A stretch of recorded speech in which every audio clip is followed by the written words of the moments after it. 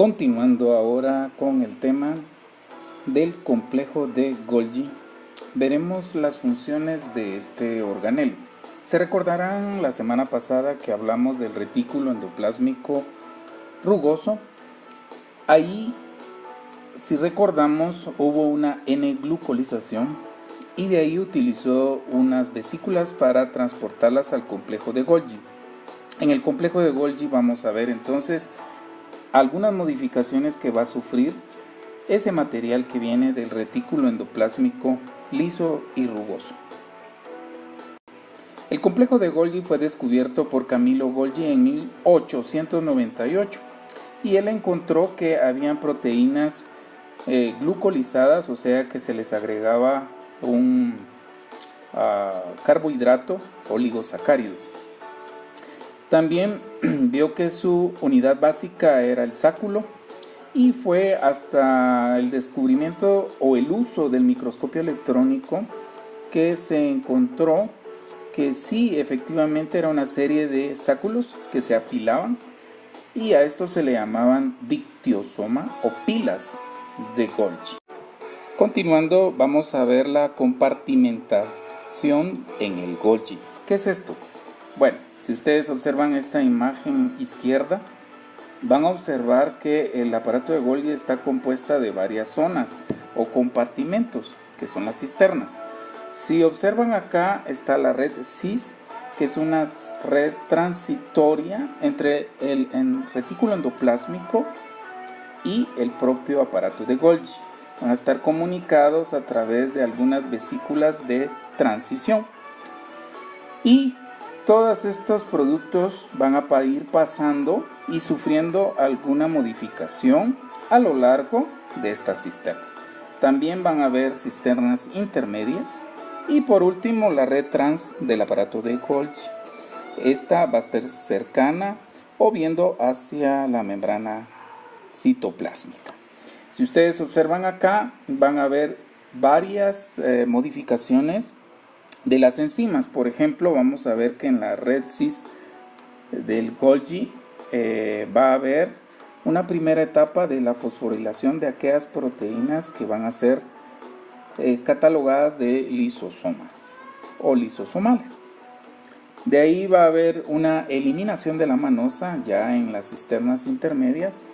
Asimismo, una segunda etapa de fosforilación de las manosas de las proteínas lisosomales, eliminación de manosas, unión de N-acetilglucosamina, adición de la galactosa y adición del ácido siálico. Por último, ya cuando va a repartirse o distribuirse las moléculas, va a haber una adición del ácido siálico y por último una sulfatación de tirosina, especialmente las hormonas que van a ser secretadas.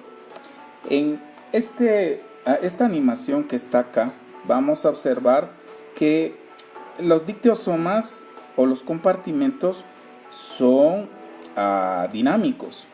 Recuerden, del retículo endoplásmico pasan las moléculas al aparato de Golgi. Tiene que pasar desde la red cis a cisternas intermedias y por último red trans, que es lo externo.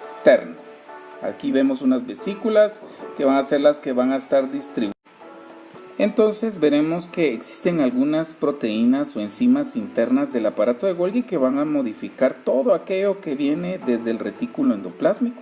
Recuérdense que lo recibe en la red cis del retículo endoplásmico. Aquí está, se integra y si ustedes van viendo, esto es dinámico o de transición. Aquí están las enzimas de Golgi que van a ir haciendo lo que hemos visto de uniones de acetilgalactosamina, la fosforilación de las proteínas lisosómicas, en fin, es dinámico. Y si ustedes observan ahorita acá, lo que está en cis, que está en color ladrillo, va a pasar en transición a una capa intermedia que hemos mencionado y de esta va a pasar a la trans. La trans ya es la última, donde suelta las vesículas que se van a distribuir a diferentes lugares que vamos a hablar. Hemos comentado entonces que las proteínas van a sufrir algunas características dentro de ellas o modificaciones, y esto lo que va a hacer es darle su etiqueta de dónde va a llegar o el destino final de cada una de ellas. Aquí podemos ver que hay dos modelos o teorías de cómo van las sustancias a través del retículo endoplásmico. Uno dice que es una cisterna estacionaria y que es un compartimento estable. El tráfico es nada más por vesículas de transporte. Pero como hemos explicado en la animación anterior, se mencionó que hay un modelo de maduración cisternal. Cada compartimento es transitorio y cambia gradualmente. O sea que si pasa de la cara cis, pasa después a intermedia y por último trans. Creemos de que esta es la más acertada. Aquí podemos ver un repaso general antes de proseguir. Y me llama la atención lo siguiente para que ustedes lo anoten. En la cara cis va a haber, dijimos, fosforilación de todos aquellos oligosacáridos que van a pertenecer a las proteínas o enzimas de los lisosomas. O sea, desde acá ya se le está dando la etiqueta. En la intermedia va a haber remoción de manosa, remoción también de otras manosas y adición de GL-NAC, adición de galactosa, y finalmente en la red trans dijimos que se le agrega ácido siálico, que es NANA, y en algunos casos vamos a ver que se va a clasificar dependiendo si va a ir a 3 lugares. Observen lo mencionado. Dijimos que el aparato de Golgi es el que distribuye todas estas proteínas glucolizadas. Vean, número 1 puede ir a lisosomas. ¿Quiénes van a ir a lisosomas? Desde ya las que fueron fosforiladas en la cara cis. Luego, vesícula secretora. Todo lo que es secreción va a utilizar algo que se llama exocitosis. Y por último, aquellas que se van a integrar únicamente a la membrana plasmática. En fin, esas son las 3 vías que van a agarrar todas aquellas proteínas que pasan por el aparato de Golgi. Aquí vemos las vías exocíticas de exocitosis y endocíticas de endocitosis. Se le llama también anterógrada. Se dice que la exocitosis es anterógrada porque va desde muy adentro, o sea, del retículo endoplásmico, pasa por el aparato de Golgi y finalmente llega a la membrana y fuera de ella. Eso es por medio de exocitosis. Asimismo, aprovechando este diagrama, veremos que hay una secreción por medio de estas vesículas que ustedes pueden ver acá, y pueden ser de 2 tipos. Una que es vesículas de secreción constitutiva. ¿Qué se refiere a las vesículas constitutivas? Son aquellas que no están controladas y que constantemente se están produciendo y sacando de la célula. Al contrario, hay una secreción o vesículas de secreción regular. ¿Cuáles son esas? Son aquellas que necesitan que llegue un estímulo o señal a la célula para ordenarle que saque la secreción. Veremos en otra diapositiva que esto se le llama ligando o mensajero, esa señal que le indica a la célula que secreta. Bueno, hasta aquí hemos visto exocitosis o anterógrada. Ahora veremos endocitosis o veremos lo que es retrógrada. Y eso es el ingreso a la célula de componentes externos, de moléculas, por ejemplo, y veremos que eso lo utiliza por medio de la endocitosis. ¿Se acuerdan que la endocitosis es una invaginación de la membrana? Y veremos más adelante qué va a ocurrir con la asociación de un organelo siguiente que va a ser lisosomas. La endocitosis, vamos a ver acá que es a través de dos tipos, fagocitosis, pinocitosis. Eso lo vimos en la membrana celular, si ustedes se recuerdan, como transporte a través de ella. La fagocitosis son moléculas grandes, se le llama ingesta celular, mientras que la pinocitosis es bebida celular, son moléculas pequeñas. Células que se dedican a la fagocitosis están neutrófilos y macrófagos. Mientras que la pinocitosis se dice que tienen receptores dependientes o no de clatrina. Muy bien, entonces podemos ver algunas cuestiones acá que nos interesan. Por ejemplo, veremos en esta diapositiva cómo algunas moléculas se recuerdan que mencionamos ligando. Bueno, ligando es la molécula que le va a ordenar a la célula que inicie algo. Entonces veremos acá que el ligando le ordena acá a las partículas que están aquí en la superficie a que ingresen. Vean, está ingresando, se invagina la membrana y finalmente queda dentro de ella. Aquí utilizaron receptores. Se recordarán que hay también ingreso o endocitosis sin receptores. Vamos a poner acá esto más grande y en general ocurre lo siguiente. Si ustedes miran acá, este es el medio extracelular, o sea, fuera de la célula, y este es el citosol. Esta es la membrana que ustedes pueden ver acá. Y vamos a ver que la membrana debe invaginarse para recibir de esas moléculas. Estas van ingresando y si ustedes miran acá, se cierra la membrana para crear la vesícula que ingresa. Ese proceso ya hemos mencionado que se llama endocitosis.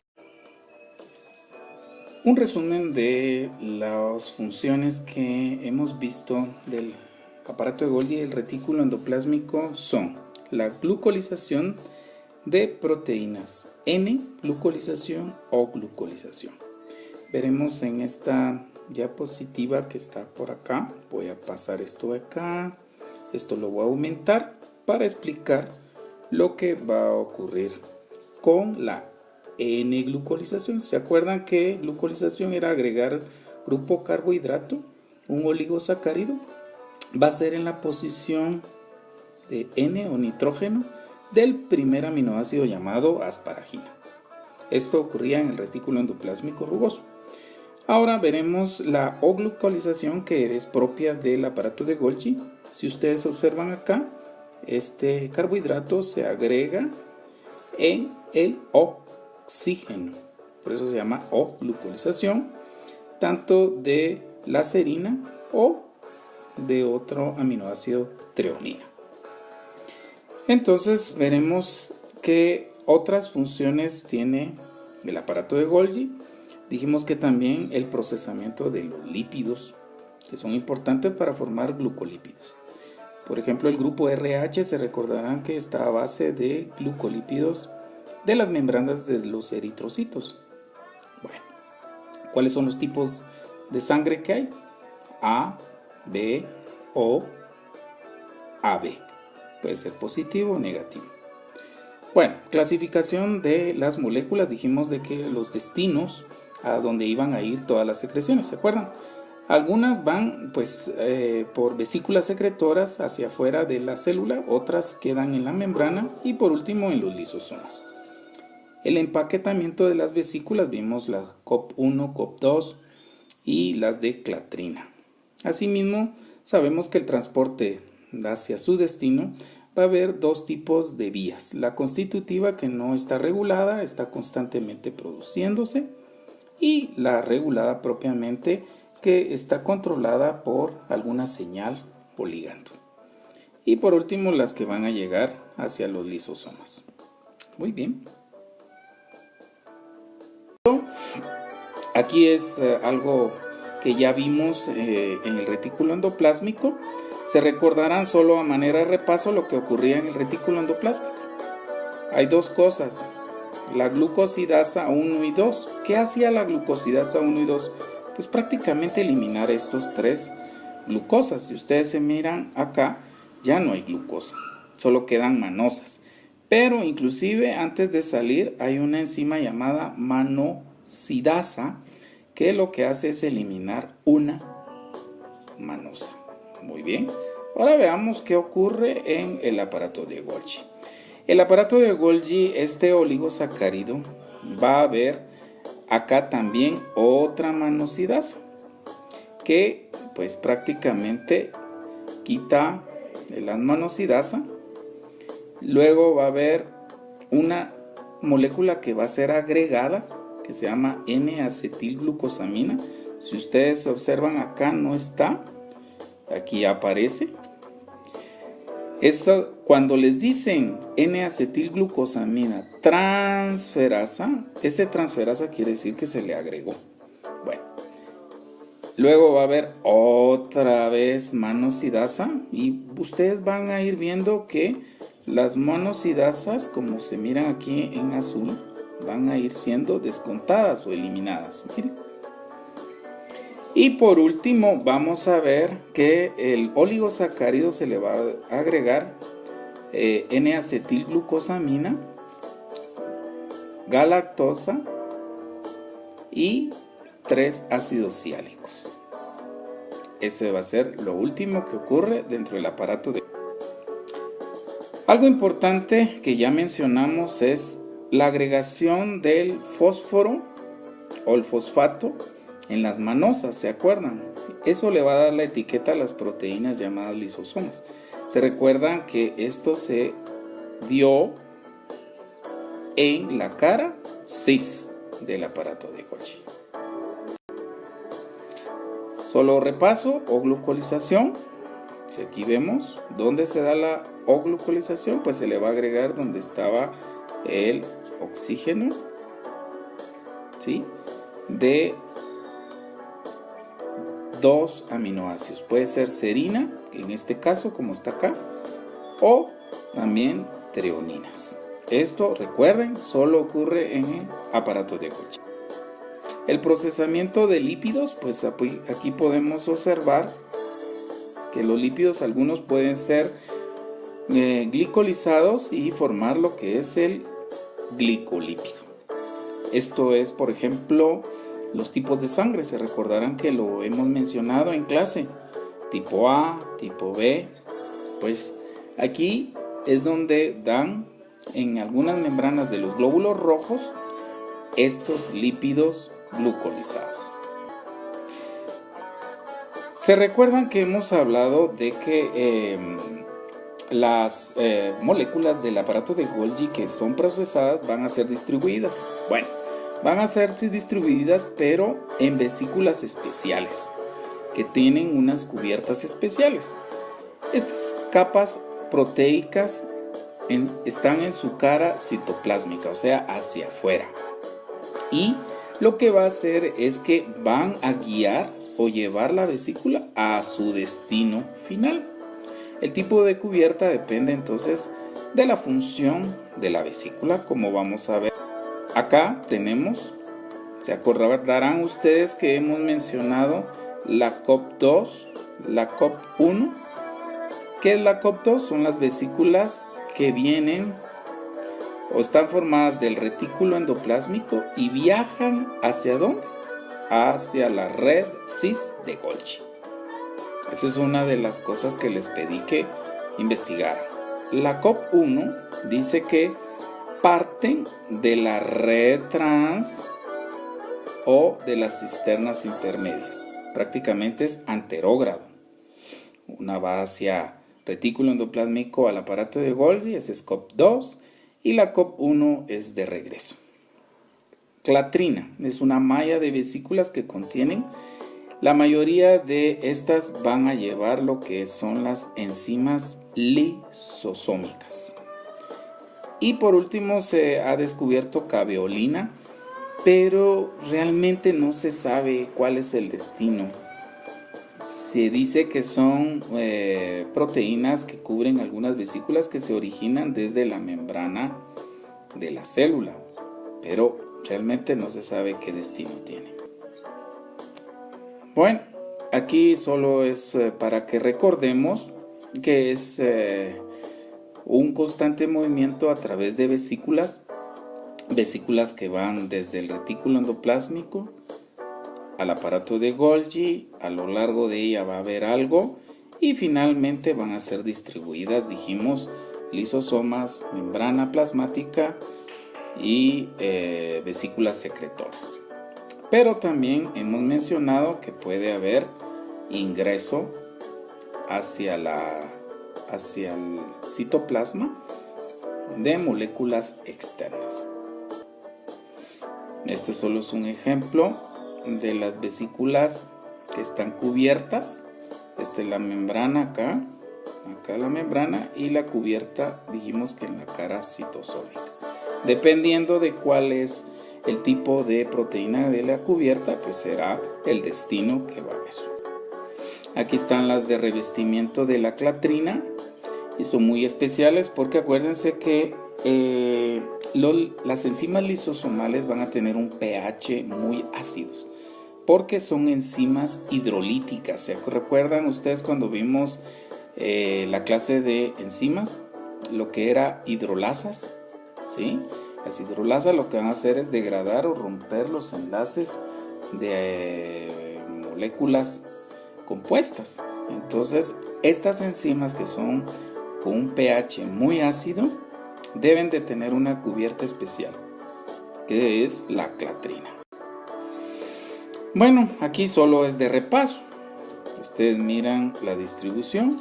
Vimos que algunas van a ser secretadas, otras van a ser reguladas, vesículas reguladas, otras constitutivas, vesículas que van a llegar a fusionarse con los lisosomas, que son los organelos que vamos a ver la siguiente semana. Y por último vamos a ver que hay vesículas que se van a integrar en la membrana. Las etiquetas se le ha llamado de recuperación a aquellas dirigidas en retrógrado. Retrógrado quiere decir que algunas proteínas van a pasar del retículo endoplásmico al aparato de Golgi y estas van a regresar al retículo endoplásmico a manera de reutilizarlas. Deben de llevar entonces esta etiqueta. En el caso de las levaduras se les pone acá esta etiqueta. También las etiquetas de las enzimas lisosomales van a ser aquellas que se recuerdan que en la cara cis hay una fosforilación de las mannosas a nivel del carbono 6. Participan en ellas dos enzimas, la fosfotransferasa, que añade el fósforo a la N-acetilglucosamina del carbono 6 dijimos, y la otra que elimina la N-acetilglucosamina en una segunda etapa.